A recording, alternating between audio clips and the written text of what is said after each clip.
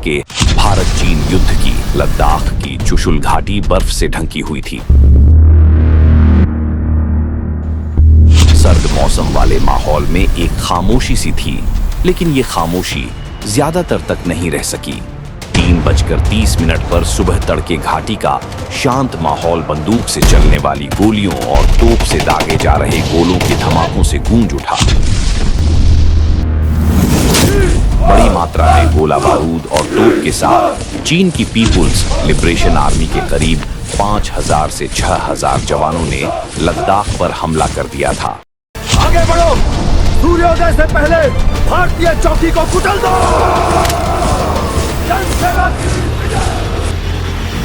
Major Shaitan Singh के नेतृत्व वाली 13 कुमाऊं की एक टुकड़ी चुशुल घाटी की हिफाजत पर तैनात थी, जिनमें सारे अहीर सैनिक थे।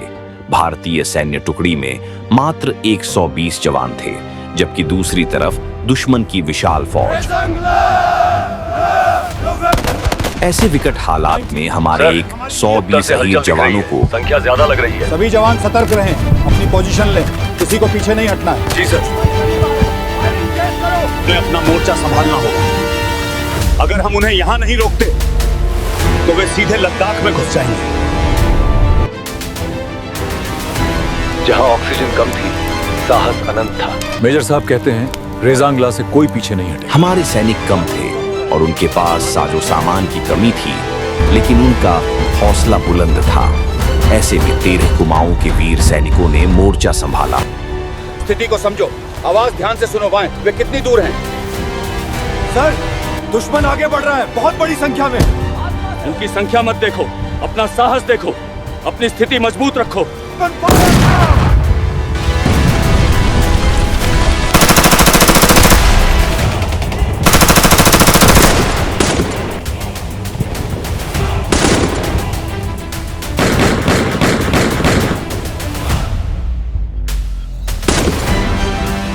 साहब, गोलियां खत्म हो रही हैं।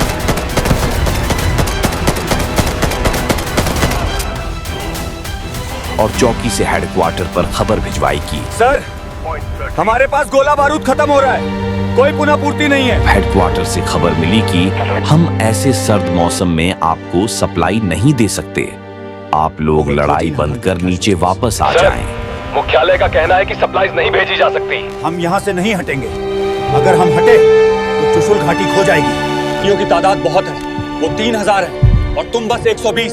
चौकी छोड़ दो और अपनी जान बचाओ। सीने पे गोली खाएंगे लेकिन पीछे नहीं हटेंगे। आने दो उनको। तैयार हो जाओ, सामने दुश्मन है।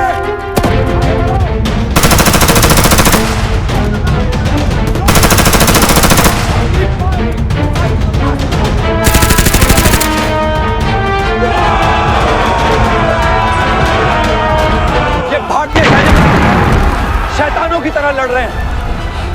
हर एक हमारे 10 को मार रहा है। ये कैसे मुमकिन है? यही है। जय हिंद। भारतीय पीछे नहीं हट रहे हैं। आगे बढ़ो, रुको मत।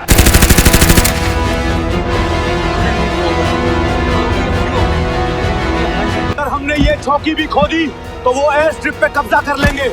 हमें लड़ना होगा।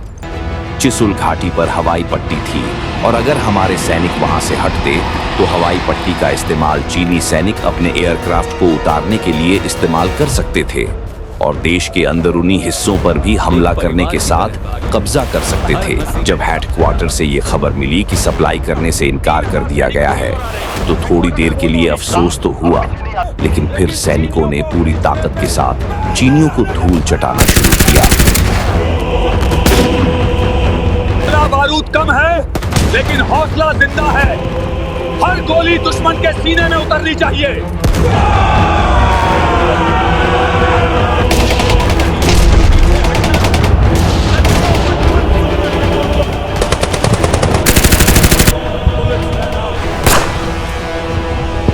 तो आखिरी गोली तक, आखिरी सांस तक लड़ेंगे। जब तक जिंदा है कोई भी जाने वाला इस धरती पर कदम नहीं रखेगा। चंद्रा, नीचे हेडक्वार्टर तक जाओ और बताना कि हमारे जवानों ने कितनी बहादुरी से लड़ाई लड़ी। मेजर साहब, तू बहा है पर इरादा नहीं टूटा। जय हिंद, जय जय दादा कृष्णा की जय।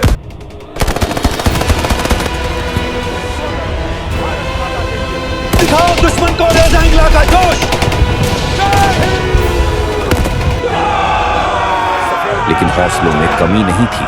किसी ने पत्थर से तो किसी ने बंदूक की संगीन से और किसी ने सिर्फ हाथों से उठाकर चीनी सैनिकों को पटका। और 13 कुमाऊं के 120 जवानों ने चीन के 1300 के करीब सैनिक मार। बोलो रामचंद्रा, रेजांगला पर क्या हुआ? साहब, हमारे जवान शेर की तरह लाड़े। सब शाहिद हो गए साहब, पर आखिरी सांस तक दुश्मन को रोक कर रखा। इम्पॉसिबल। रेजांगला पर क्या हुआ?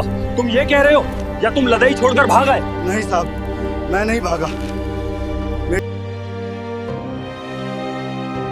तुम भगोड़े हो।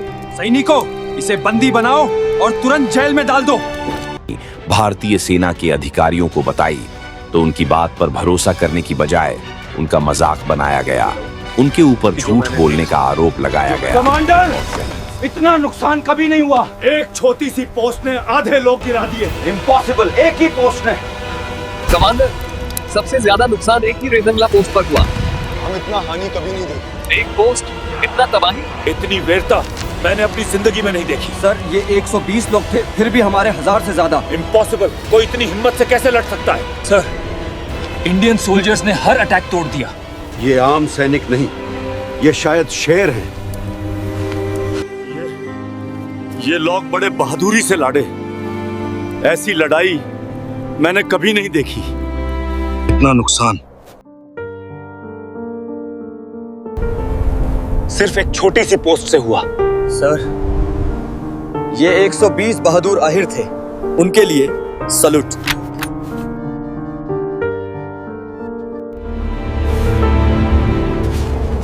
चीन की तरफ से कहा गया कि हमारा इस युद्ध में इतना नुकसान कहीं नहीं हुआ जितना 13 कुमाऊं की एक छोटी सी भारतीय सैन्य टुकड़ी ने किया। मैं भारत के साथ युद्ध विराम की घोषणा करता हूँ।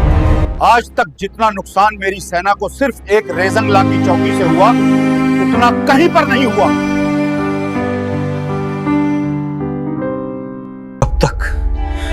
कब तक यहाँ बंद रहेगा मैं? कैसे यकीन दिलाऊं कि जो मैंने देखा।